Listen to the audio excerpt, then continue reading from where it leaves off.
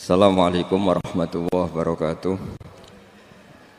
Bismillahirrahmanirrahim. Nahmaduka ya ghafuru ya syakuru. Mashalli wa sallim barik ala sayyidina maulana Muhammadin wa ala alihi wa sahbihi asma'in nama ba'du. Sampean sing melarat ya cita-cita wae duwe dhuwit sing dadekno gampang salat. Lah nek sampean wis betah melarat, tapi kula melarat lah salat teng mriki lancar ya alhamdulillah. Jadi kan gak masalah, kan gak ada akibat apa-apa. Tapi ki aja mikir ngono, gara-gara melarat wis tuk turunan iso wae anak sing buruh. Sampeyan ngalami hal yang tidak kamu alami. Lho kan mungkin saja saking kowe melarat terus anak sampeyan buruh di Jakarta sing roh sapa? Buruh ning wong sing ora salat. Aja kok mentang-mentang kowe saiki gak ngalami, gak mikir anak lha iku termasuk harus kamu pikirkan juga. Niki syariat. Kowe kudu mikir apa wal yakhsal ladzina law taraku min khalfihim napa dzurriatan diafan khaufu alaihim, tetep kudu mbok pikir. Mulane ketikane Kanjeng Nabi beja-bejane wong iku sing duwe dhuwit utawa pangkat sing yutahassanu bihi min dini, sing iso nggo bentengi napa agama. Lah anak kowe nglakoni ngono demi anak iku tidak ngurangi zuhud. Bahkan kok Nabi Khidir dadi panitiane anake sampeyan. Iku sing diceritakno teng Ashabul Kahfi. Ketika ana cah cilik anake wong soleh, abahe kabundut. Abahe sempat nyimpen emas batangan, keleng-eleng kene. Dadi dhisik ana wong soleh mati nyimpen emas apa? Batangan ora. Mboten niki emas batangan ora, Mas. Disimpen nang tembok. Suatu saat tembok niku badhe rubuh. Konsekuensine nek rubuh emas batangane konangan. Nek konangan dipek wong dolim. Lha ape rubuh ditata Nabi sinten? Khidir. Nabi Musa protes, wong karuan tembok ape rubuh kok mbok tata, padahal penduduk kene iku wonge nakal-nakal. Terus jawab Nabi Khidir seperti wa amal jidaru fakana li hulamaini napa yatimaini fil madinati wa kana tahtahu kanzul lahuma wa kana abuhuma sholihah. Dadi fatwa-fatwa zuhud sing berlebihan wong ora oleh nabung ngomong kosong, tak jamin. Itu ditentang oleh ulama-ulama syariat. Karena di cerita Ashabul Kahfi ini jelas kan, wong soleh nyimpen emas batangan ning tembok demi anake, keberlangsungan kesalehan apa? Anake. Ternyata dipanitiani Nabi Khidir. Supaya emas iki gak jatuh ke tangan-tangan orang zalim. Toh orang ini ketika nyimpen tetap disifati Allah wa kana abuhuma sholihah. Iku nang nunjukno nak wong soleh nabung iku gak ngurangi kesalehan.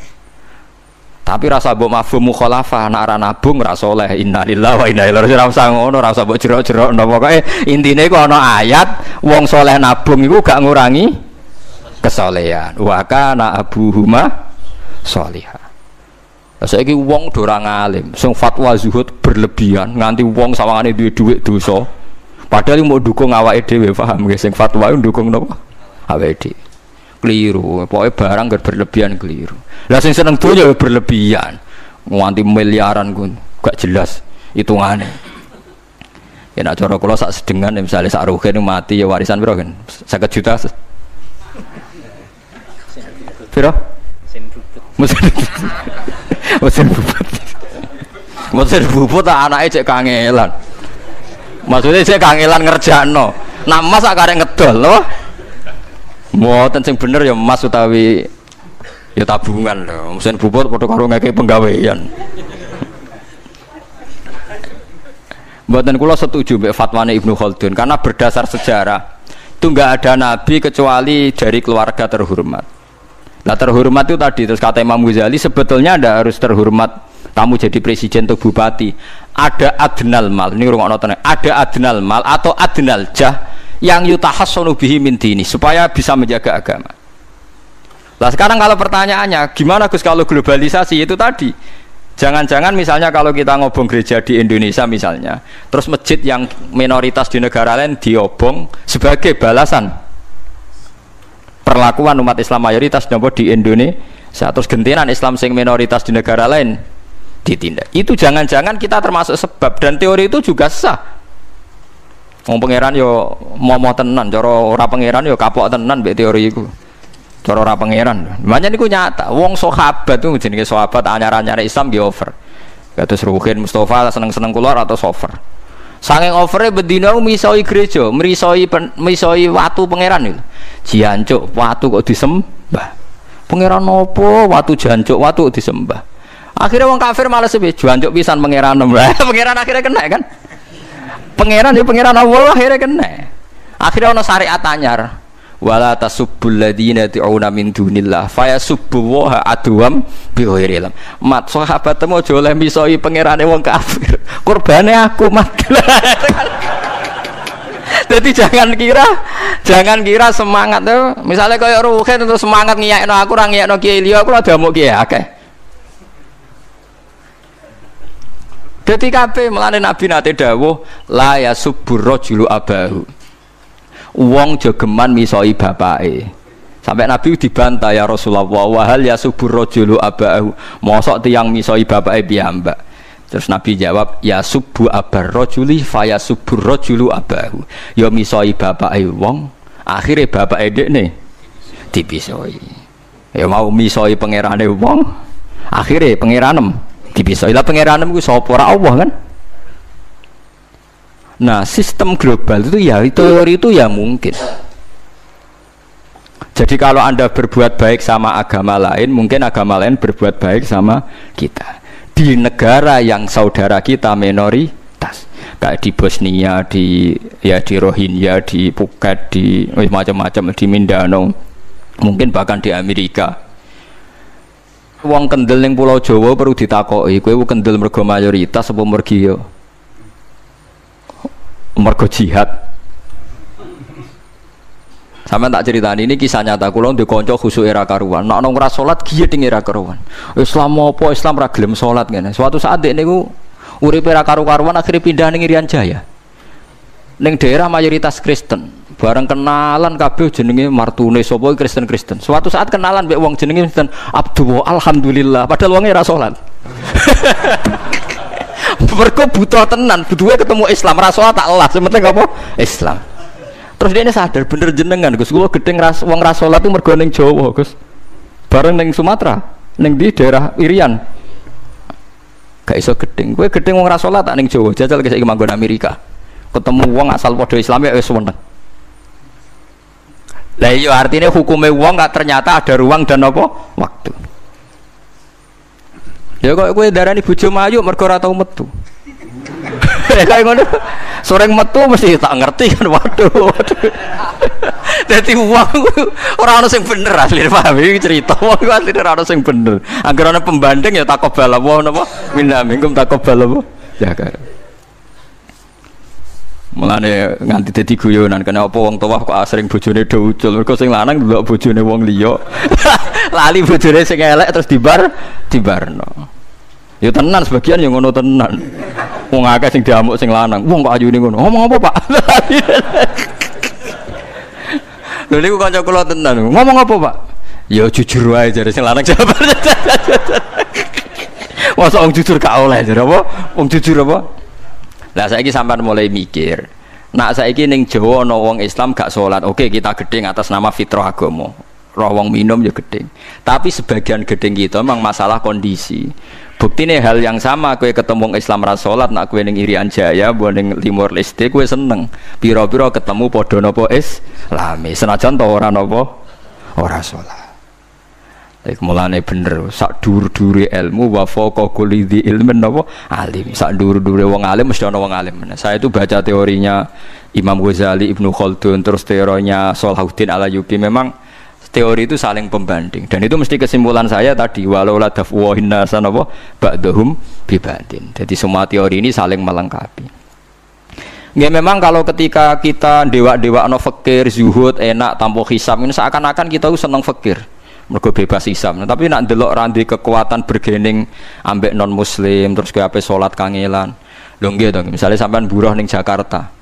Posisi buruh, majikan ra salat kon nyupiri, wae salat ra mandeg piye apa. Nah, tapi nak kowe sing majikan buruh ra salat, wae mandeg kowe salat. Ayo malah salat, anutlah ra paham lah wis makmum. Gak tak pecat, selesai kan. Oh, tetap gara-gara melarat itu tetap ra iso aqamus salat. Nah, mulane ngaji ku sing imbang ya, aja pengagum kemiskinan. Melarat itu rasa mbok kagum-kagume biasa ae. Tapi aja mbok gedhingi dosa kowe kuwalat wong melarat ku napa gedhe wong melarat apa dosa. Tapi aja dukung, maksudnya wis ora usah didukung wis akeh malah menapa mbok dukung. Wah, malah parah, malah napa? Parah. Lah amar ma'ruf nahi mungkar itu syarat utama tadi ada adna malin, ada adna napa jahin untuk yutahasson. Buktine semua nabi itu punya kekuatan sing dadekno enggak tersiksa. Ini ku ma ba'atsallahu nabiyan illa fi mana'atin min qaumi. Allah tidak pernah ngutus nabi kecuali dari kasta tertinggi. Jadi tujuannya wow, ada sistem sosial yang menjaga. Lucu kan, wong kures gudinge ngono mbek Kanjeng Nabi, tapi ora tau mata ini. Mergo sungkan Abu Thalib. Sungkan sinten? Abu Thalib. Sayyid Abbas urung Islam, tapi nak Nabi dipateni ya ora trimo. Sampai Darun Nadwa kebingungan carane mateni Muhammad tu piye wong dekne keluarga napa Quraisy. Sampai ono iblis mendo-mendo wong ngene ae tiap desa ngirimno satu pemuda. Engko ben dame Muhammad berceceran, pe nuntut sapa ndek nek sing mateni tiap desa duwe utusan sing mate kangelan. Mergo Nabi diutus fi manaatin mingkau. Nah, ketika Nabi pindah teng Madinah niku asline nggih mboten wong asing-asing amat. Mergo tiyang Yasrib niku wonten suku besar jenenge Bani Najjar napa? Bani Najjar. Bani Najjar niku keluarga besar Nabi saking Sayyidah Aminah.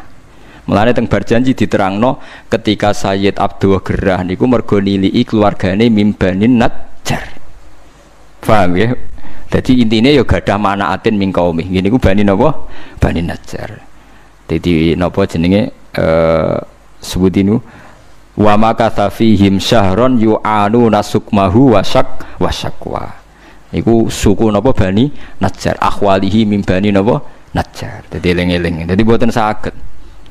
Mane sampean ya ora usah protes. Kadang-kadang kena apa wong alim-alim ya rontok-rontok Gus, rontok-rontok mulya karepe ben rapati repot nemen-nemen. Misalnya kayak wong alim terus wong biasa total wino terus kon bubut ruhin, nah wae mulang wae kon apa bubut, ayo repot. Jadi kus pengeran apa orang ngono radiga. Saya itu nggak pernah loh takut mati meskipun saya masih muda, karena saya bayangkan mati itu ya baik-baik saja. Ketika saya hidup ya nggak tahu cara ngelola nyawa saya, kenapa kok nggak pergi? Kamu tahu caranya ngelola nyawa kamu, kok nggak mati sekarang? Nggak tahu kan? Tahu-tahu masih hidup kan, tahu-tahu diutang semacam-macam lah. Sebenarnya kita zaman hidup pun nggak tahu cara ngelola nyawa kita, cara kerja jantung kita, cara kerja paru-paru kita. Nanti setelah kita mati pun nggak tahu caranya hidup kita lagi. Tapi anehnya kita, mosok manusia sudah dilemah iso hidup lagi. Memangnya kita sekarang bisa hidup karena kita tahu-tahu ya hidup. Ditekdir anak yang melarat, pese elek, orang lain ditekdir anak kiai Gus Mulyo. Kita kan tidak pernah bisa milih bapak ya ora iso. Ngerti-ngerti anak Karmen, anak Karlan itu sudah gak tahu. Artinya gini ya, sudah ya Allah, ketika saya hidup ya tidak tahu kenapa saya hidup, pasti engkau yang menghidupkan. Ketika saya mati juga gak tahu kenapa saya mati, pasti engkau yang menghidupkan dan mematikan. Maka saya akan baik-baik saja di akhirat, karena ketika di dunia Tuhannya yang engkau, ketika di akhirat Tuhannya, dan sifat engkau tidak akan rubah, tetap arhamur rahimin. Makanya dulu wali-wali itu kalau mau mati ya santai aja. Said Umar bin Abdul Aziz itu ulama-ulama dulu kalau mau meninggal itu kalau keluarganya nangis marah besar. Memangnya mau kemana kamu nangisin saya? Lah kamu kan mau mati. Memangnya mau kemana kalau mati? Ya kembali ke Allah. Susahnya apa? Di dunia ya milik Allah, di akhirat milik Allah. Inna sholati wa nusuki wa mahyaya wa mamati lillahi rabbil. Yang aneh sampai harus melarat orang wani mati. Wah aneh tenan. Ya karena sampean tahu mungkin di akhirat lebih miskin lagi kan. Wes repot nawatenus. Coba kalau dari awal kita menstatuskan diri kita biadillah, inna sholati wa nusuki wa mahyaya wa mamati. Tapi kamu salah status. Mengatakan kehidupan adalah momen untuk mencari kesejahteraan. Kehidupan adalah momen untuk cari karir. Kamu mensifati kehidupan secara salah. Jika kamu terjebak nyari karir, nyari kaya. Coba kalau kamu pakai mazhabnya Sufi, kehidupan adalah pemberian dari Allah untuk kembali kepada Allah. Kematian ya seperti itu. Akhirnya ya santai saja. Inna sholati wa nusuki wa mahyaya wa mamati lillahi rabbil alamin. Istri juga gitu. Saya itu tidak sombong. Saya itu mulai nikah sampai sekarang itu hampir gak pernah tukaran sama istri. Sama istri saya itu sering bilang gini, Gus kali-kali kalau saya ngamuk itu diwales, dilawan. Supaya saya punya musuh katanya. Betul ya? Ya saya bilang gini. Allah itu maha baik sama saya. Ketika harmonis, ganjaran saya ya lewat harmonis itu. Sehingga saya ngasih uang, menyenangkan Anda. Ketika Anda marah, ganjaran saya lewat sabar. Ya sudah, itu semuanya baik. Kalau kamu marah, saya tidak dapat pahala. Makanya kalau kamu marah tak dengerin. Ini cara Allah membuat pahala tanpa bayar kata saya. Justru kalau pas rukun itu untuk dapat pahala harus nyervis, jajak nukokno kelambi mahal katanya. Boros itu pahala yang boros katanya. Tapi kalau kamu marah ini pahala paling murah, nggak usah biaya, dapat apa? Pahala. Cukup sabar. Lu itu kalau terlatih lama-lama dapat ya biasa saja. Ulama dulu seperti itu semua. Imam Syafi'i itu pernah ada orang baik sekali sama beliau. Orangnya itu munafik padahal. Tapi kalau setelah keluar dari Imam Syafi'i dia memaki-maki Imam Syafi'i. Suatu saat beliau tadi muji-muji jenengan tuh di luar maki-maki jenengan. Imam Syafi'i itu guyu. Guyu sebenarnya bukan alhamdulillah. Muridnya kan janggal. Ini dikasih tahu gitu. Alhamdulillah. Kenapa Imam Syafi'i dia kan di luar maki-maki jenengan? Berarti aku wong wibawa ning ngarepku rawani. Ya jadi dianggap enteng saja melihat. Berarti aku wong wibawa ning ngarepku ora wani. Ya sudah. Terus ketika ditanya, tapi itu kan bahaya bagi Anda karena memfitnah Anda gini-gini. Kata beliau, zaka Allah.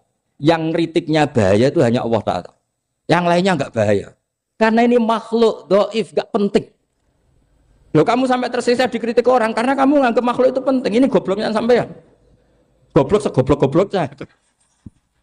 Coba kalau kamu mensatukan makhluk tetap makhluk, kritiknya enggak penting. Selesai kan? Selesai enggak? Ini problem Anda ada wali itu, kalau dikritik ya susah. Makanya ada wali itu problem menurut saya. Makanya saya enggak ingin enggak jadi wali itu kan. Karena hanya wali yang hidupnya itu la khaufun alaihim wa lahum ya. Orang dulu tuh semudah itu hidup. Gampang sekali. Dulu ceritanya di antara ceritanya manakibnya Sayyid Ja'far Shadiq itu, kalau ada orang memaki-maki dia itu dikirimi hadiah. Kenapa ya? Karena kebaikan kamu telah kamu berikan kepada saya, ini hadiahnya. Sampai malu yang kritik itu. Kan kalau orang rasani itu kan kebaikannya dikasihkan sama yang dirasani. Lah kamu kan ngajinya seperti itu, tapi dirasani kok susah. Harusnya kan kasih aja, ditransferi saja. Alhamdulillah. Ya karena kita salah menamain tadi. Sing rasani pembenci. Pembenci itu bahaya. Sehingga kamu mereaksi secara serius. Coba kalau kamu pakai hukumnya Allah dan Rasul. Pembenci itu pemberi kebaikan. Istri marah adalah pemberi kebaikan. Ada yang berani mulai meraktekannya. Latih begitu terus. Insya Allah nanti hidup kamu barokah. Itu disebut wa'allama adamal asma. Dan itu yang diajarkan Rasulullah. Rasulullah itu kalau ngajarkan hidup itu gampang sekali. Allahumma ja'alil hayata ziyadatan li fi kulli khairin wal mauta rohatan li min kulli syarrin. Jadi kalau kita hidup anggap saja peluang untuk nambah kebaikan. Kalau kita mati anggap saja akhir dari semua potensi kejahatan kita. Anda sekarang mungkin tidak zina tapi potensi zina. Anda sekarang tidak korupsi, potensi korupsi. Anda sekarang tidak selingkuh, tetap potensi selingkuh. Lah, anggap saja kalau mati berarti akhir dari segala potensi itu. Alhamdulillah. Makanya saya tuh nggak pernah takut mati. Karena saya misalnya setiap saat mati ya saya nanti akan bilang, ya Allah, ini sudah mau mati berarti mau akhir dari segala potensi keburukan saya. Alhamdulillah. Makanya itu ulama-ulama dulu kalau ada preman mati, saya guys, tonggone ra gelem muni saya. Walau preman kurang ajar, saya guys, tonggone tetap ra gelem muni saya. Padahal kiai ini muni, saya guys pun mati, pun mboten sakit macam-macam niki pasti. Karena dia dengan mati berarti rohatan mengkuli syarrin, keburukannya tidak terulang lah. Lah keburukan enggak terulang lagi itu saya apa buruk? Saya. Makanya kiainya minta saya nggih niki tonggone cek menengae. Saya nggih menengae. Makanya suatu saat kalau ada gitu kamu harus bilang apa? Saya pun mboten jahat malih pun mati. Jadi kayak apa coba? Coba sekali-kali statuskan kalau al hayat adalah ziyadatan lana fi kulli khairin.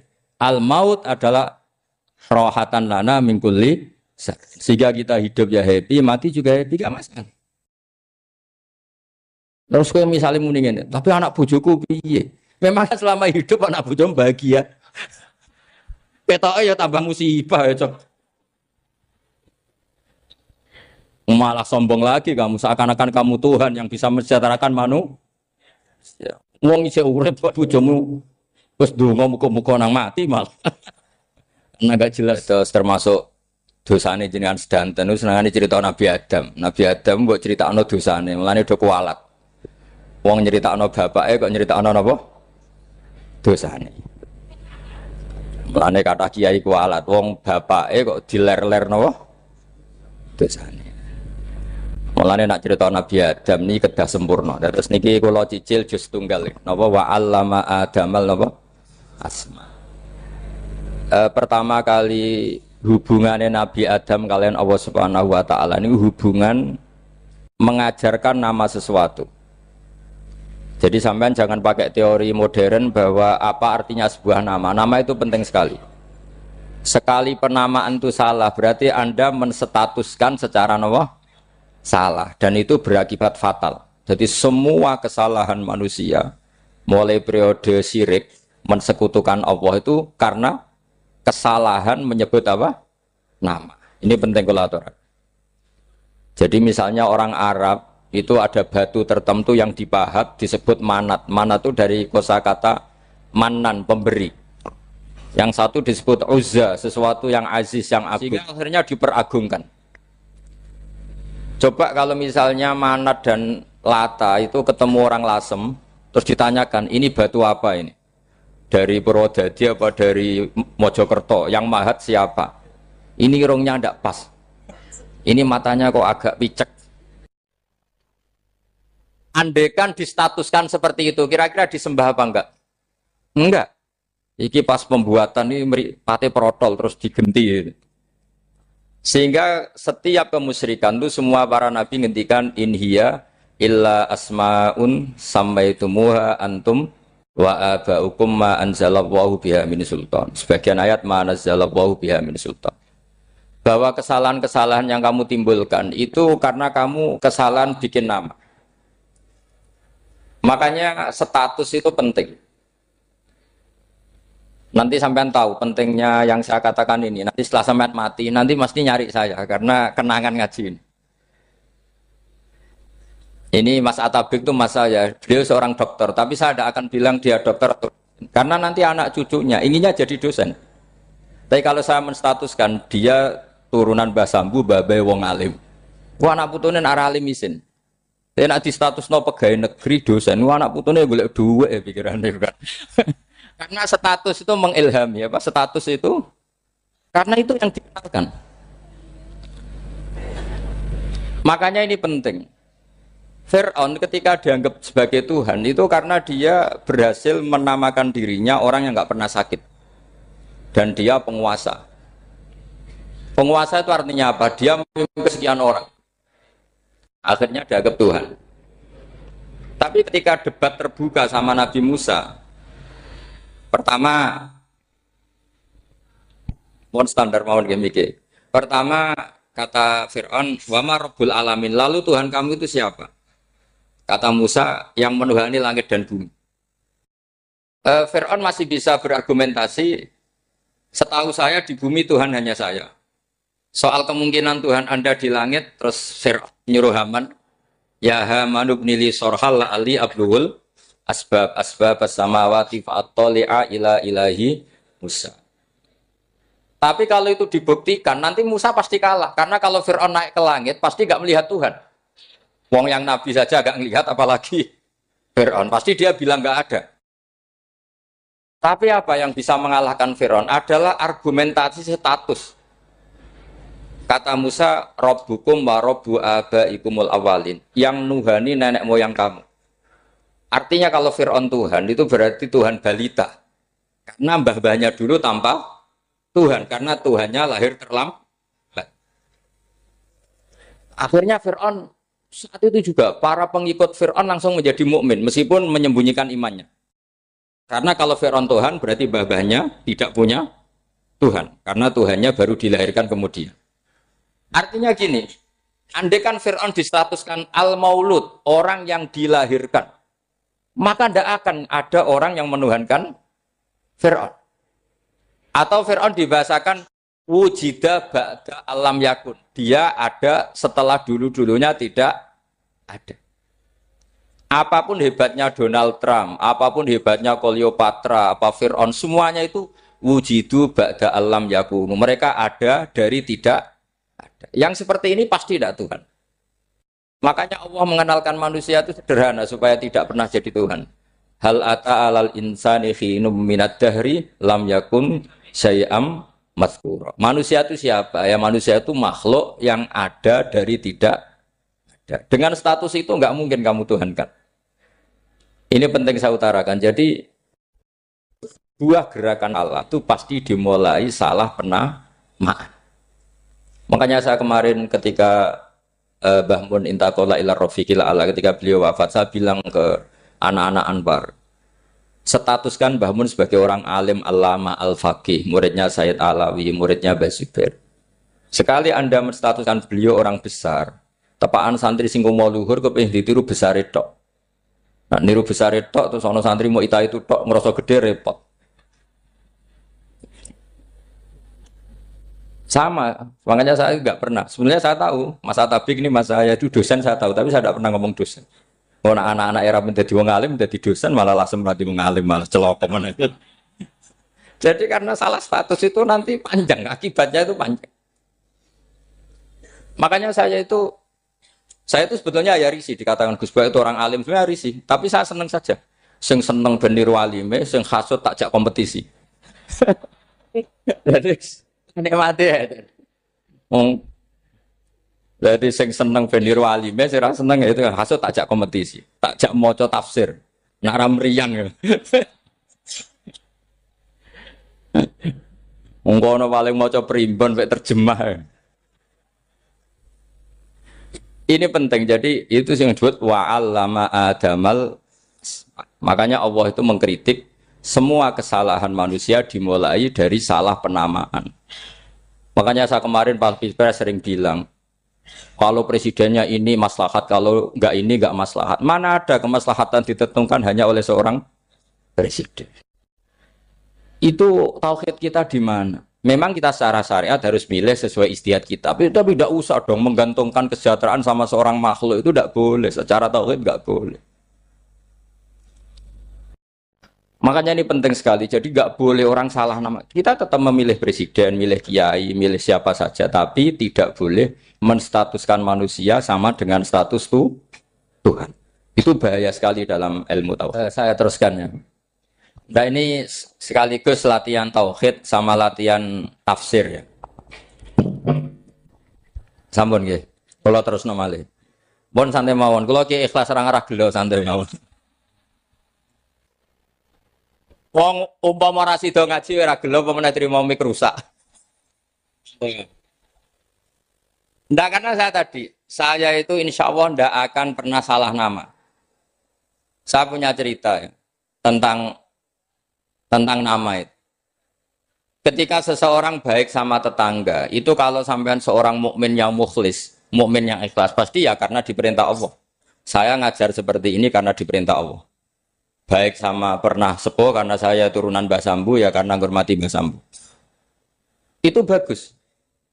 Sehingga dulu itu ada ulama, saya berkali-kali cerita, ada ulama punya tetangga itu berdua anak muda. Ya Ahmad, silahkan ke rumah saya, datang. Setelah datang ke rumah pemuda tadi, kata pemuda tadi, ya Ahmad silahkan kembali, saya tidak butuh kamu. Kembali Imam Ahmad, dan santai saja. Setelah kembali sekian menit dipanggil lagi, ya Ahmad saya jadi butuh kamu, datang ke rumah saya, datang lagi. Setelah datang, saya tidak butuh kamu, silahkan pulang. Pulang sampai 3 kali. Itu Imam Ahmad senangnya bukan main, kelihatan ceria senang. Lama-lama muda ini tanya, ya Ahmad kenapa Anda tidak tersinggung, bukankah itu menyakitkan?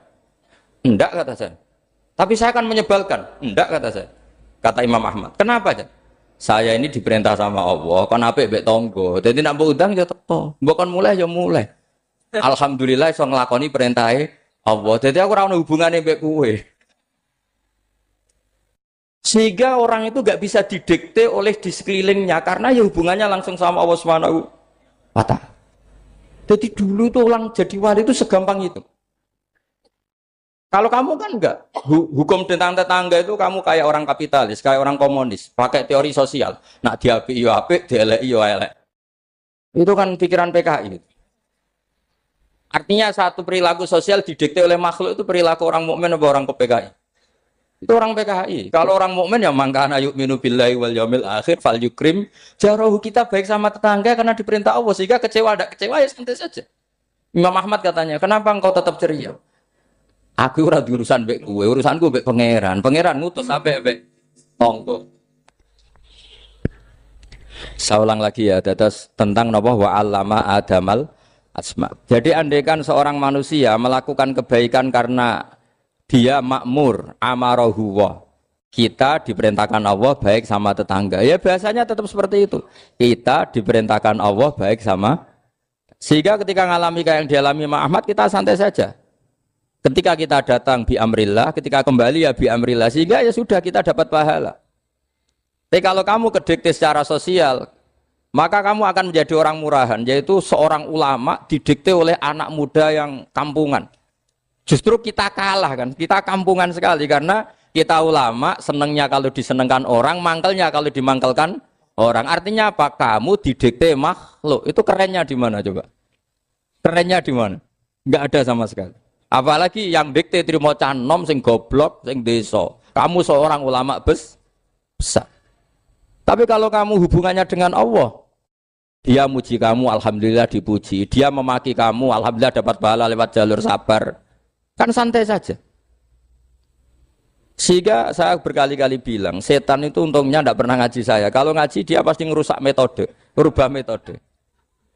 Tapi saya tadi berdoa supaya ngaji ini nggak didengar setan. Setan itu ya goblok betul. Setan itu kan suka ya kalau anaknya kiai, cucu kiai dibikin konflik. Dia ngiranya dengan konflik pondok itu tidak solid. Ternyata enggak. Misalnya Mas Atabe konflik sama keluarga, Bani Lasem, terus ada yang minggat ke Papua kemana-mana. Namanya turunan kiai di mana-mana bikin pondok, bikin masjid. Yang dulu masjid hanya ada di Lasem, barokahnya tukaran ada di mana-mana. Lah itu namanya setan, salah perhitungan apa? Makanya gobloknya dia itu udah ngaji saya. Kalau ngaji tak kasih tahu itu bahaya itu. Bikin konflik itu bahaya. Iya betul. Islam ada di Indonesia itu ya barokahnya konfliknya sahabat. Sayyidina Ali dan Sayyidina Muawiyah itu konflik. Banyak sahabat netral yang ingin menghindari itu mau ke Cina. Di Selat Malaka sebagian terdampar, terus ada yang ke Aceh. Ada yang ke Sumatera, namanya Sayyidina Ali. Makanya awal Islam di Indonesia dimulai saya Yusuf Baros itu. Kalau Timur Tengah nggak ada tukaran, itu tidak ada Islam menyebar kemana-mana. Nah setan ngiranya kalau sahabat tukaran itu nanti kacau. Ternyata enggak, malah Islam menyebar kemana-mana, barokahnya tukaran. Dulu Solo karena konflik ya banyak ulama yang ke Lasem kemana-mana, gara-gara Solo nggak kondusif. Akhirnya kayaknya keduman basambu, keduman macam-macam. Sedungak mawon kiai tukaran terus mboten napa-napa. Sing penting ora bacok-bacokan, rasan-santetan wis. Wis pokoke rasan-rasanan ringan ya sudah itu bagus. Memang Allah bikin seperti itu. Enggak apa-apa. Kata Allah wala yazaluna mukhtalifina illa man rahima rabbuk. Kata Allah walidzalika khalaqahum. Ikhtilaf itu barokahnya masyaallah. Kalau saya setuju pendapatnya Mas Atabik, saya jadi dosen. Nanti yang ngaji tafsir siapa? Tapi kalau dia setuju saya, dia jadi ahli tafsir, yang jadi PNS siapa? Ya sudah, barokahnya khilaf. Dia jadi PNS, dia dapat gaji. Tapi gaji itu bisa dihitung. Kalau naik harus tambah prestasi. Kalau saya kiai min haitsu la yahtasib, pasti cepat kaya saya. Karena rezekinya kiai itu tanpa batas. Makanya haji saya itu plus. Saya itu tidak kaya, tapi haji saya haji plus. Masa tapi paling reguler. Karena rezekinya kiai itu min haitsu la yahtasib. Makanya saya pernah disoal sama teman-teman dosen di UI. Bapak kok berani pulang ke Rembang? Kiai itu kan rezekinya agak jelas. Kata saya justru agak jelas itu bagus. Kalau sampean kan konsisten segitu nilainya, kalau saya enggak. Kata saya. Jadi tak nikmati saja. Karena saya hamba Allah, bukan hamba negara. Kalau hamba Allah ya gaji Allah. Kalau hamba negara ya negara itu, negara sama Allah kayak mana? Allah ya sudah pinter berarti sudah. Jadi jangan pernah kita ini salah nama. Kalau salah nama itu bisa panjang. Makanya ada wali itu kalau dongo itu rontok kriminal, tapi malah pangeran seneng. Sampai dalam riwayat itu innahu yudkhikuni al-yauma salasa marat. Wali itu bisa menertawakan saya 3 kali. Itu kata Allah. Itu kalau dongo itu agak kriminal, tapi mesti mustajab. Tapi kalau kamu niru sudah ada mustajab, karena ini KW, copy paste. Itu kalau dia datang ke Raudhah itu bilang gini wali tadi, ya Allah, saya ingin jadi orang baik. Jika engkau turuti doa saya, maka surra habibuk, kekasihmu ini menjadi senang. Tapi jika saya jadi orang jelek, surra aduwuk, yang senang itu iblis. Sekarang milih mana jenengan? Menyenangkan kekasih kamu apa menyenangkan musuh kamu? Itu semua riwayat terus kata Allah bilang ke Nabi Muhammad karena wali kan ada alam roh. Wis kandhani wis mustajab coba leni itu kayak gue. Segampang itu wali punya hubungan. Saya ulang lagi ya tapi jangan ditiru. Karena kamu tidak wali, nanti setelah wali niru gak apa-apa. Ya Allah, saya ini ingin jadi orang baik. Kalau saya jadi orang baik, maka surra habibuk, kekasihmu menjadi senang. Kalau saya jadi orang buruk, surra aduwuk, musuh kamu menjadi senang. Tinggal engkau lah sekarang sebagai Tuhan, senang menyenangkan kekasih kamu, menyenangkan musuh kamu. Ya tentu Allah pilihannya kan senang menyenangkan kekasihnya. Terus kata Allah sudah sampai situ aja doanya, jangan panjang-panjang, baca-baca malah repot. Semudah itu mereka hubungan dengan Allah SWT karena mereka tidak pernah salah nama. Kalau kita kan tidak. Kita tidak mesti walinya, tidak mesti istiqomahnya, kiai saja karena diangkat MUI, bukan karena kiai betul, atau diangkat di struktur kepengurusan NU. Terus doa pakai namanya sendiri, ya Allah, saya ini ngitmai agama sudah lama, mbok ya Allah, saya ini jadi gini-gini. Status kamu itu belum ada di arsy. Ini penting saya utarakan, jadi nama status itu penting sekali. Sehingga semua kesalahan saya ulang lagi itu karena status. Ini penting saya utarakan karena sekarang itu banyak nama itu disepelekan. Saya itu sering sinau kamus, jadi saya termasuk menekuni tafsir itu diantaranya menekuni kamus. Saya punya kamus banyak, mulai yang dikarang orang setengah kafir, munjid itu kan, kafir tapi setengah. Karena timnya banyak yang muslim juga. Ada yang virus abadi, macam-macam. Yang saya kenang dari kamus, diantara kamus yang saya kenang tentu miliknya Said Zabidi, kamus Mukhid itu. Ada kamus milik saya namanya Mukhtarus Sikhah. Itu dikarang oleh orang alim. Itu bilang begini. Sama tak bedai sekarang. Lafat ilah itu maknanya apa? Tuhan kan? Tasniahnya apa? Dia bilang isim ini tidak punya tasniah. Dia bilang ilah. Normalnya tasniahnya ilahani. Jam'anya taksir alihah. Tapi kata dia nggak boleh. Lughat seperti itu gak boleh. Karena kullusmin harus yadullu ala aini musamma. Ilah itu nama tunggal untuk Allah. Sehingga karena Allah itu tunggal gak boleh ada tasniahnya ilahani. Karena kalau ilahani berarti kamu nerjemah apa? Dua Tuhan. Berarti kamu nganggap ada Zaidun. Ketika Zaid dua kamu bilang Zaidani. Kalau banyak kan gak pernah ada Tuhan dua atau tiga.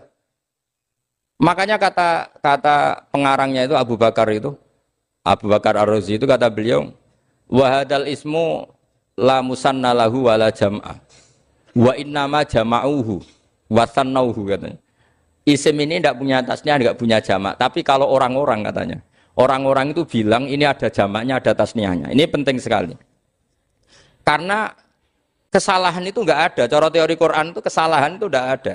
Yang ada adalah orang salah. Beda loh ya. Tak wari dadi wong pinter. Makanya ini sampai subuh, tak wari dadi wong pinter. Saya ulang lagi ya. Kesalahan itu tidak ada. Yang ada itu orang salah. Pernah ada enggak 1 tambah 1 15? Enggak ada kan? Tapi kalau orang salah bilang 15, ada. Pernah enggak putih ini hakikatnya hitam? Enggak pernah kan? Tapi kalau orang salah, misalnya Rabun bilang ini hitam, ada.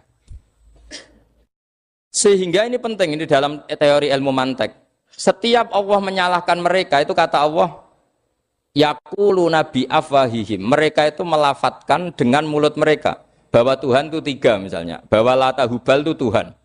Itu kalimat yang keluar dari mulut mereka tapi tidak menunjuk hakikat. Makanya kata Allah kaburas kalimatan takhruju min afwahihim.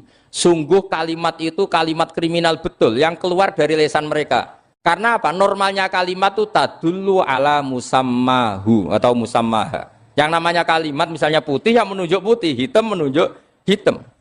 Nah, kalau Tuhan kok ditunjukkan ke batu, itu kan kacau. Tuhan kamu siapa? Hubal, itu batu apa Tuhan? Batu. Tuhan kamu siapa? Yesus. Yesus itu manusia apa Tuhan? Manusia. Makanya kata Allah, kaburos kalimatan takhruju min, mesti tulisannya iyaquluna illa kadiba. Ini penting saya utarakan. Jadi makanya kesalahan itu tidak ada, yang ada itu orang salah. Makanya kata Allah ja'al haqqu wa zahaqal batil. Kalau ada hak pasti batil itu hilang.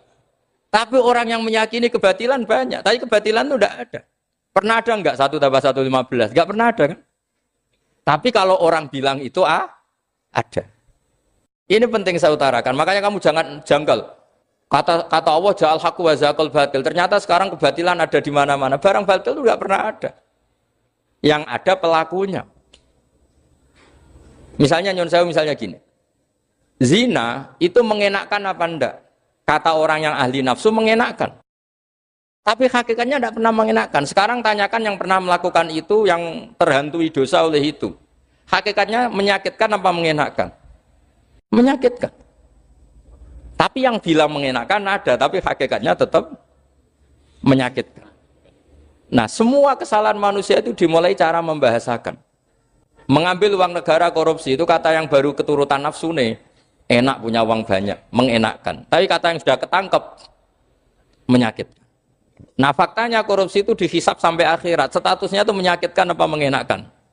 Menyakitkan. Andai kan orang menstatuskan korupsi menyakitkan, maka akan menjauhi korupsi. Makanya semua kesalahan itu dimulai dari salah memberi nama. Ini penting saya utarakan supaya kamu kalau menafsirkan Quran itu nanti terus benar. Makanya setiap kesalahan kata Allah apa? Kaburas kalimatan takhruju min afwai. Nah kalau kalimat itu nyata, kata Allah kalimatu haqqin aliyana nahya wa aliyana mut wa aliyana nub'as. Atau katanya istilah pangeran dzalika bi anna Allaha wal haqqu wa nama yatuna min dunihi wal batil. Nanti terus urut, sampean baca Quran nanti bisa kayak saya, urut, konsisten. Yaitu tadi. Misalnya Fir'aun itu orang pakai status yang diajarkan Allah ke kita. Fir'aun adalah wujida ba'da alam yakun.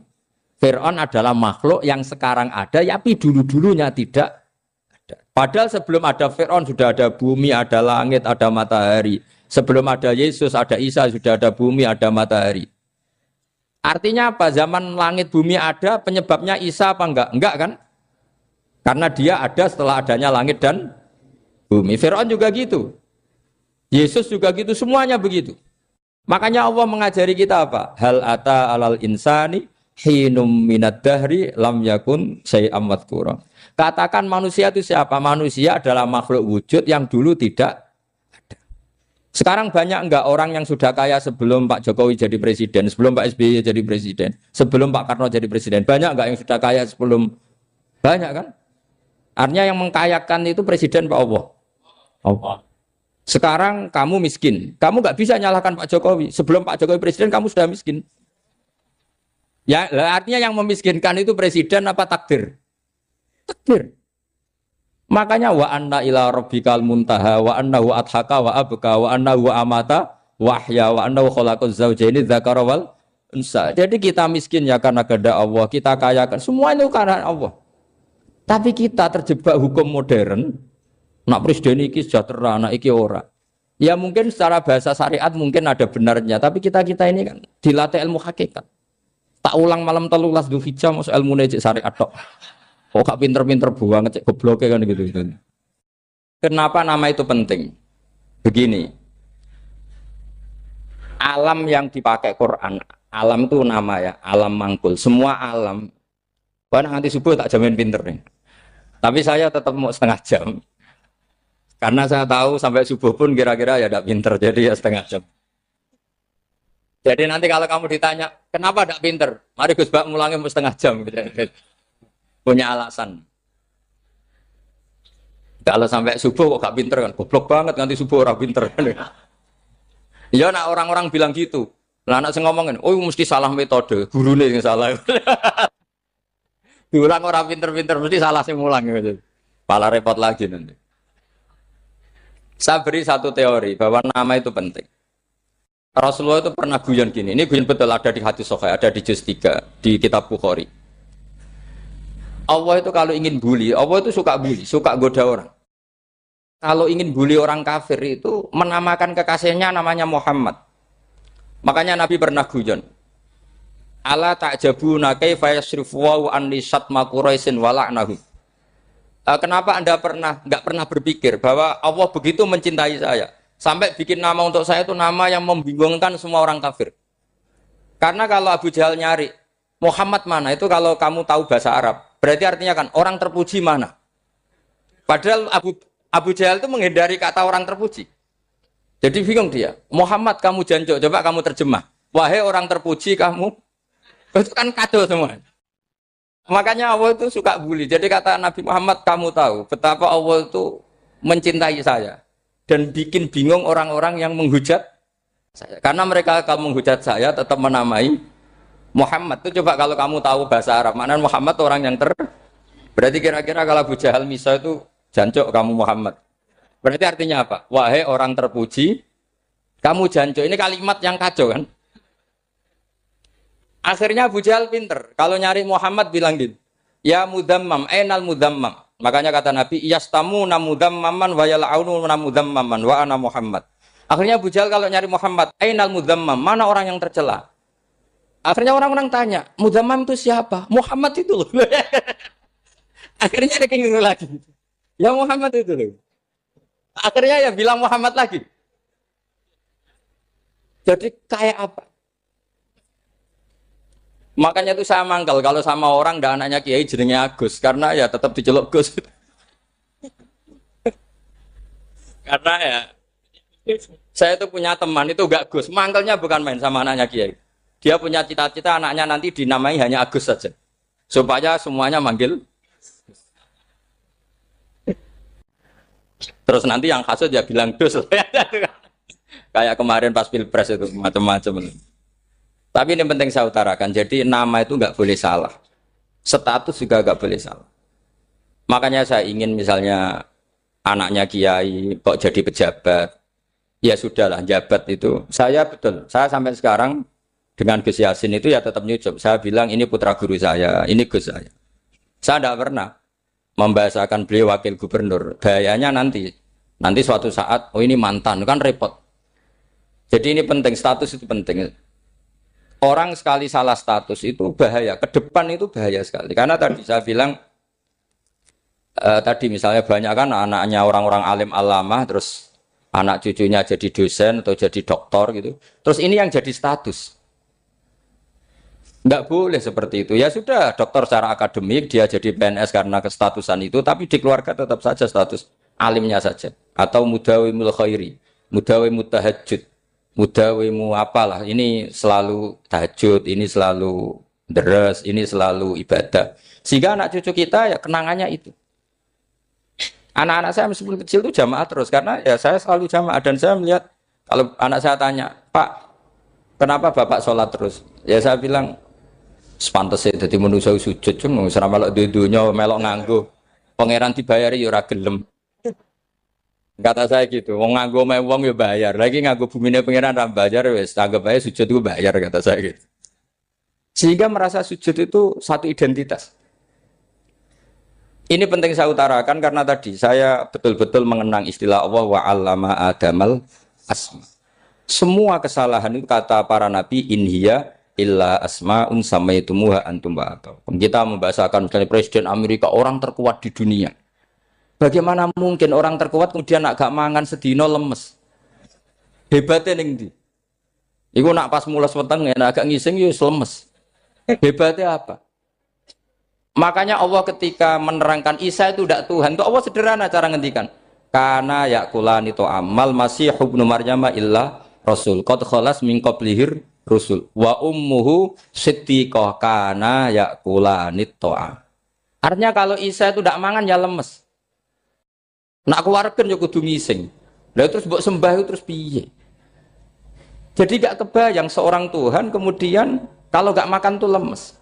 Berarti statusnya Isa apa? Orang yang lemes kalau tidak makan. Terus kamu Tuhan kan? Aneh gak? Aneh. Jadi andaikan manusia dengan status yang diterapkan Allah, yang distatuskan Allah itu pasti tidak ada yang salah. Karena yakulanit. Ini saya cicil juz 1 wa 'allama Adamal asma. Makanya kata Rasulullah Allah ta'jabuna kaifa yusrifu wa annisat ma quraisin wa dhamma. Ini penting, nama itu penting. Karena sekali nama ini salah, coba misalnya orang sepakat darani Fir'aun itu wujida ba'da alam yakun. Fir'aun itu ada yang dulu-dulunya tidak ada. Hal ata alal insani hinum minad dahri lam yakun sayam mat. Coba kalau kamu melihat, sekarang kamu hidup itu apa? Untuk sujud. Sujud itu murah, gampang. untuk mengenal Allah. Allah itu gampang kita kenal karena Allah itu adzaru minadz dzahir. Adzaru dzahir itu Allah, zat yang begitu jelas. Lah mati itu mau apa? Ya menuju Allah. Hidup menyaksikan Allah, mati menyaksikan Allah itu nyaman. Yang menjadi tidak nyaman karena kamu salah bikin status. Hidup untuk menggapai cita-cita, untuk sukses. Tek wong komunis yo muni ngono, lonte yo muni ngono, copet yo muni ngono. Rumangsamu sing men bahagia iku ya tok. Rumangsamu sing men duwe akeh ku tok. Coba copet kamu tanya, kenapa kamu nyopet? Ingin punya uang banyak.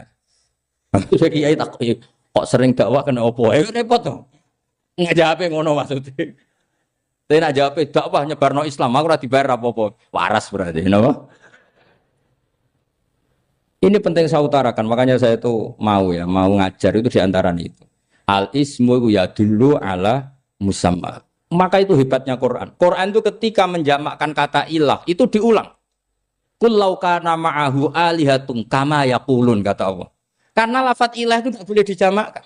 Itu jamak kriminal. Loh kok tidak kriminal gimana coba? Kalau Zaidun itu satu, boleh enggak kamu mengatakan ja'a Zaidani? Enggak boleh kan? Kalau Zaidun satu, boleh enggak kamu mengatakan ja'a Zaiduna? Enggak boleh kan? Sama ilah itu satu apa dua? Satu. Boleh enggak kamu katakan ilahani, dua Tuhan? Enggak boleh. Makanya Allah kalau mengatakan alihah itu qul law kana ma'ahu alihah, andekan, lau itu andekan. Itu aja masih ditututi kama yaqulun, sebagaimana mereka katakan. Karena lafaz ilah itu tidak pernah punya jamak alihah. Makanya Allah ngertikan qul law kana ma'ahu alihah, masih ditambahi kama yaqulun, tapi itu kata mereka kira-kira gitu. Maka kenangan saya sama Mbak Turekan, saya ini masih pernah jujur sama Mbak Turekan karena saya mbah saya kandung namanya Fatimah, itu abahnya itu orang sini, Fakhriyah itu. Ibunya itu orang Kudus, makanya saya ini ya turunan Kudus, turunan Nas.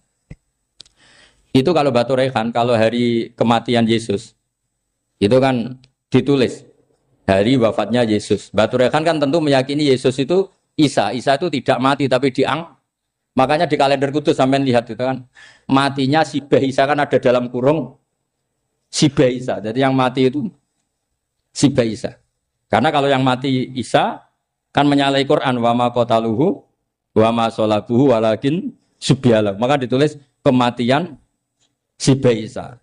Hanya Almanak Kudus, yang lainnya enggak karena sudah ikut bahasa nasional. Saya pernah agak bantah dulu, ya masih ditulis gini saja, kematian Yesus dalam kurung katanya. Jadi ono. Karena saya ini teori Quran. Quran itu kalau ada bahasa salah, itu diulang. Qul law kana ma'ahu alihatun kama yaqul.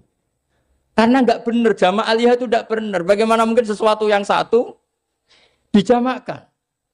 Coba kamu bisa mengatakan Zaiduna karena Zaidnya banyak. Kamu punya tamu rojulun. Kalau orang banyak, rijalun. Kamu melihat satu masjid, masjidun. Kalau masjid banyak, masjid. Masalahnya Tuhan itu tidak pernah banyak, mau satu. Makanya itu hebatnya kamus-kamus yang dikarang orang alim. Bahas tasnianya ilahun itu lam yujad katanya. Tapi wajaduhu wasamauhu. Tasniah ini enggak ada secara hakikat. Tapi mereka ada yang menjamakkan. Yaitu mereka-mereka yang salah. Makanya tadi dalam ilmu mantek kesalahan itu tidak pernah ada. Yang ada adalah orang yang salah. Jadi kesalahan itu tidak pernah ada. Yang ada adalah orang yang 1 tambah 1 pasti 2. Enggak mungkin 4. 4 enggak ada, 5 enggak ada. Tapi orang jawab salah, banyak. Nah, itu namanya ilmu. Ya, makanya yang namanya ismu itu mesti ya dulu ala musamma. Andai kan orang mengatakan Lata Uzza, ini batu yang dipahat oleh si A. Dulu pesennya di Muntilan, batunya dari Mojokerto. Dulu pas bikin tangannya protol terus disemen, dilakban. Bisa nggak jadi Tuhan kalau dengan status seperti itu? Fir'aun misalnya, dulu nggak ada, lahir ngompolan, tahu retoretan, ciliknya malah tahu tipes. Terus tua-tua jadi pangeran, aneh nggak tuh? Jadi semua, makanya setiap kemusyrikan itu kata Allah, inhiya illa asmaun samaitumuha antum wa abaukum ma anzalallahu biha min sultan.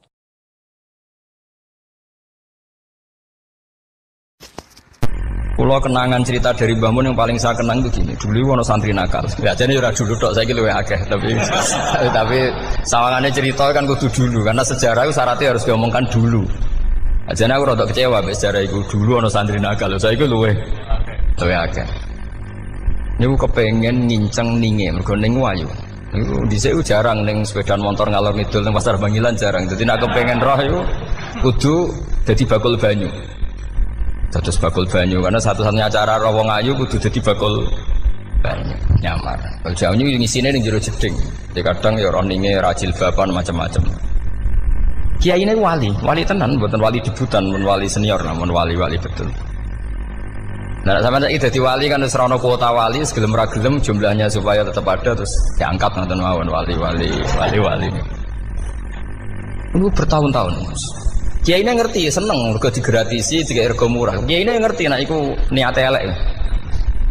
Suatu saat gak ada perkembangan, santri ini mulai gremeng karena enggak direspon. Diceluk ke kiai ini. Dia pentok anakku, nggih yai. Kowe salat ning Masjid Haram saf awal 40 dina jamaah mbok saf awal. Nggih yai. Kok bar tak rabekno anakku. Nggih. Suweneng salat. Hari pertama ya demi dapat istri, hari kedua terus. Sesuai ku ku nyaman. Betapa nikmatnya sujud, nikmati rukuk terus nyaman. Saking nyamane iku berkebutuhan salat di saf awal. Bukan karena cewek tadi. Barang hari ke-40 diparani mbek kiai ini. Aja mulai tak rabekno. Lho. Mboten saged, Mbah. Jare nek wis salat 40 dina tak rabek. Oh, mboten salat jadi montok cawe tok. Mboten. Mboten. Ngenyak wong salat jadi mati joli. Jadi orang enggak bener itu kadang ya jadi bener. Jadi wali kadang daftarnya lewat bakul banyu.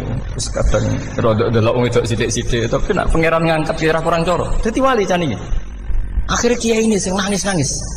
Cung gelem lek cok aku pede mantu wong. Iki gak gelem-gelem tenan. Ngenyak wong salat diterima dijoli.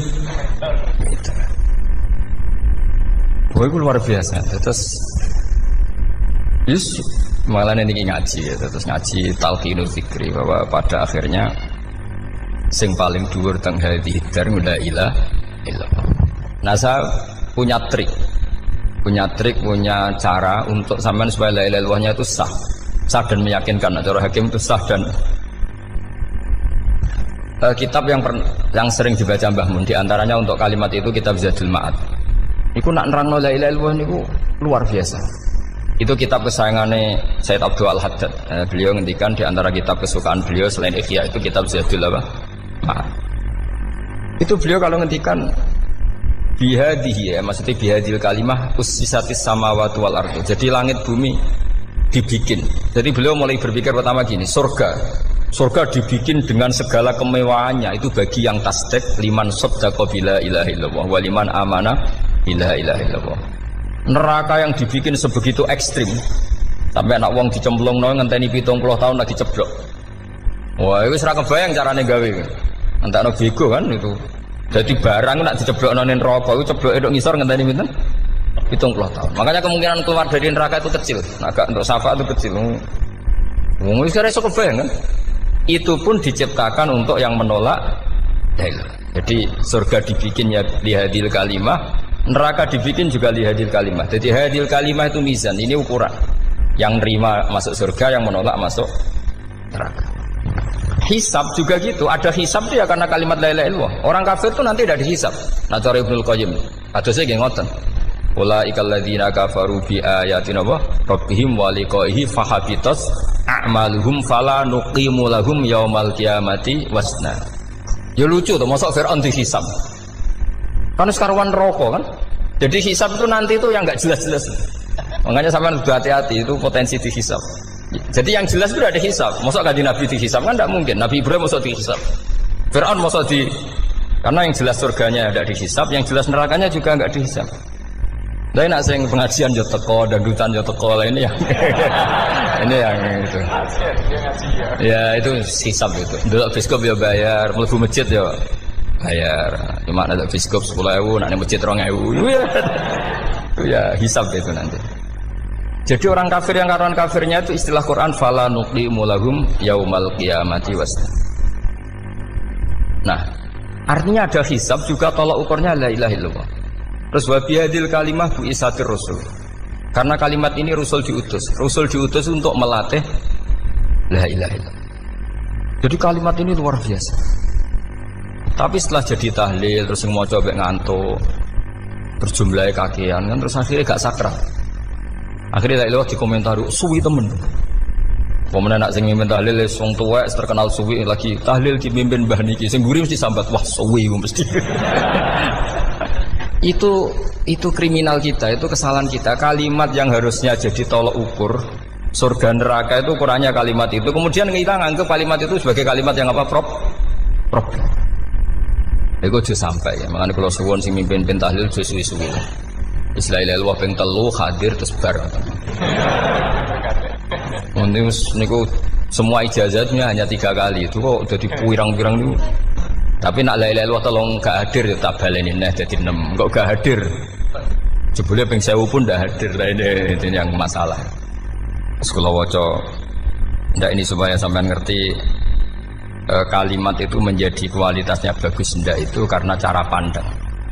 Itu tadi kalau sampean mikir surga dibikin semewah itu dengan fasilitas bidadari secantik itu, semuanya kelas A, itu ya bagi yang menerima la ilaha illallah.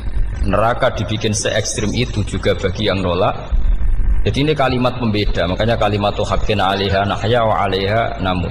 Terus wa biha atau wa 'alaiha. Ini jajah gini usume usum. Wa biha atau wa 'alaiha. Tren ini gini wa 'alaiha atau wa biha. Wa biha apa wa 'alaiha? Enggak yang di sini umumnya. 'Alaiha nahya wa 'alaiha namut. Wa 'alaiha atau wa biha. Wa 'alaiha atau wa biha. Oh berarti orang jelas prinsipnya, gak jelas. Jadi Pulau Suwon Mbah Mun sepuh-sepuh niku fi akhiri hayati nu sering maos talqinu zikri. Karena memang beliau ingin di akhir hayatnya juga kita semua nanti di akhir hayatnya semuanya min ahli la ilaha illallah Muhammadur Rasulullah. Dan itu dimulai dari sesuatu yang sangat-sangat ilmiah. Yaitu tadi dimulai kenapa surga dibikin untuk sing iman la ilaha illallah. Kenapa neraka dibikin untuk yang menolak la ilaha illallah. Kemudian Rasul diutus untuk melatih la ilaha illallah. Nanti ada azab ya karena menolak la ilaha illallah. Ada maghfirah karena yang terima la ilaha illallah. Makanya istighfar, kalau cara oleh istihad, niku istighfar itu setelah la ilaha illallah cara kalau oleh istihad. Di beberapa Indonesia itu Thariqah punya istighfar dulu baru la ilaha illallah. Tapi banyak ulama yang berpendapat dibalik. La ilaha illallah dulu baru. Karena istighfar itu didengar Allah itu setelah tauhidnya benar. Ini cara madzhabnya Abul Hasan apa? Asyadzili, yaitu fa'lam annahu la ilaha illallah baru wastaghfir li dzambika ai li hadhil kalimah. Karena orang bisa dimaafkan itu berdasar kalimat la ilaha illallah. Misalnya begini ya. Orang kafir itu kafir terus sampai 70 tahun.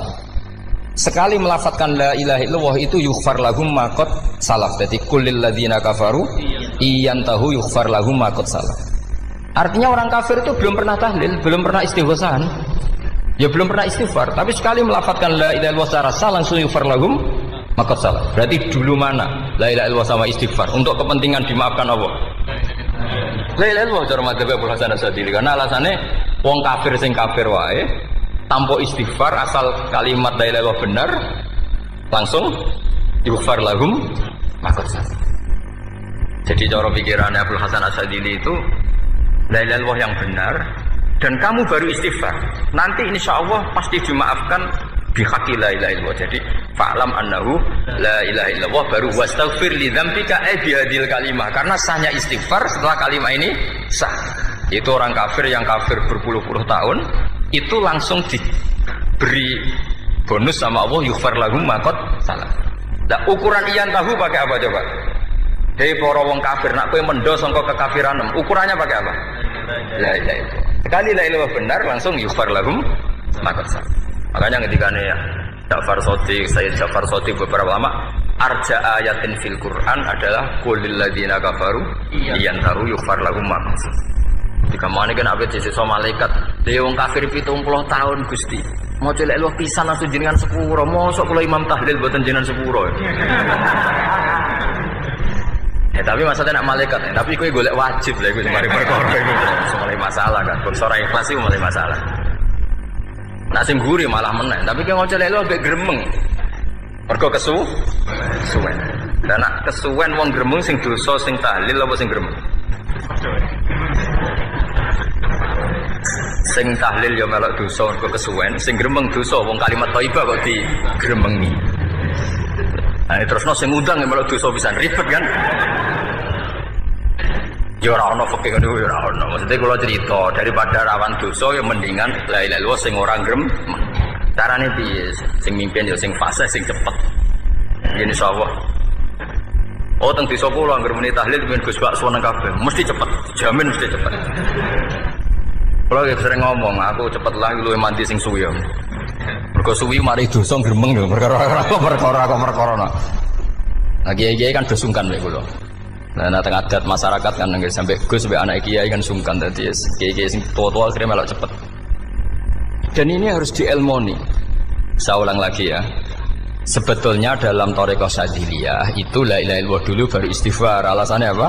Sikhatul istighfar itu ba'da sikhati la ilaha illallah. Jadi dia bawa qulil ladzina kafaru iyantahu yughfar lahum ma qad salaf. Saiki intiha anil kufri, berhenti kekafiran dengan kalimat apa? La ilaha illallah. Itu langsung yughfar lahum ma qad salaf. Dan Allah ngendikan fa'alam annahu la ilaha illallah baru wastaghfir lidzam. Ai bihadil kalim. Artinya gini, bisa saja istighfar kita itu tidak didengar Allah karena tauhid kita tidak pernah benar. Mau ngelafat notok tapi tauhidnya tidak benar. Maka terus dibutuhkan latihan-latihan dari ahlul ilmi, misalnya kayak Imam Sanusi, kayak Imam Asy'ari. Itu pelatihan-pelatihan la ilaha illallah dengan pemaknaan yang luar biasa. Misalnya begini, ambil saja la ilaha illallah itu dengan makna seperti ini. Tidak ada sesuatu yang maujud kecuali disebabkan oleh yang super maujud. Alam raya ini, langit bumi ini kadung berstatus maujud. Kan nggak mungkin yang maujud diciptakan yang tiada. Nah ngono hadhil maujudat khalaqaha wajibul wujud. Lah wajibul wujud ini yang bernama Allah Subhanahu wa ta'ala. Maka kualitas Anda iman itu lebih tinggi. Selama ini kan enggak. Orang no pangeran kecuali Allah. Terus Allah itu yang siapa? Ya Allah yang siapa itu harus kamu berani mensifati. Allah belum pernah menceritakan dirinya di Quran kecuali beliau dia mensifati zatnya. Saya adalah sing khalaqas samawati wal arda misalnya. Saya adalah zat yang begini. Karena itu dengan cara itu bisa dikenali. Ya, dengan cara itu bisa dikenali. Makanya Allah itu harus kita kenali, yaitu lewat ma'rifatullah. Ibadah tertinggi adalah ma'rifatullah. Ya caranya ma'rifat tadi dimulai. Gak mungkin alam raya ini kemudian diciptakan oleh al-adam, sesuatu yang tidak ada. Pasti yang namanya maujudat diciptakan yang maujud. Karena maujud ini maujud pencipta harus super. Lah super itu bahasa Arabnya wajibul wujud. Karena pencipta harus awal. Gak mungkin Fir'aun itu Tuhan lahirnya di bumi, berarti dulu buminya ketimbang Fir'aunnya. Tuhan-Tuhan yang lain juga begitu, masa dulu buminya ketimbang Tuhannya. Makanya Allah pasti Tuhan betul karena bersifat awal, bersifat qadim. Nah kalau kamu mulai latihan gitu, iman kamu itu bil bayyinah. Dan syaratnya iman yang benar adalah bil bayyinah. Bayyinah itu jelas welo-welo. Makanya semua nabi memaklumatkan diri, qul inni ala bayyinatim mir rabbi. Lam yakunil ladzina kafaru min ahlil kitab wal musyrikin munfakina hatta ta'tiyahumul bayyinah. Jadi kamu harus punya otoritatif kebenaran sing sampai welo-welo itu layak balus syakka wal irtiyab, sudah agak bisa ragu lagi. Nah saya khawatir kalau kita sudah tidak ngaji seperti ini, la ilaha illallah itu mau rutinitas. Pomnya nak kasiat ribet mana kan? Nak diwaca 1000 kasiat ini, nak diwaca 2000 kasiat, wah itu ngawur lagi. Saya itu kemarin ketemu banyak orang pintar lah di Jogja. Itu saya cerita, mereka tanya saya, Gus kenapa engkau jarang berdoa? Saya bilang saya itu sering berdoa, cuma mungkin Anda tidak tahu kata saya. Doa itu syaratnya harus setelah sihatil iman, imannya itu benar. Dulu ketika Gerwani itu kampanye komunis, itu gitu anak-anak kecil disuruh memejamkan mata. Ayo kamu minta permen sama Tuhan. Ternyata nggak dapat permen, suruh memejamkan mata lagi, coba minta sama bu guru, terus dikasih apa? Permen. Oh berarti yang ada bu guru bukan Tuhan. Artinya apa? Kalau umat Islam ini Islam ini kamu jual dengan doa, kemudian doa dipakai tolok ukur Islam bener apa enggak, habis kamu.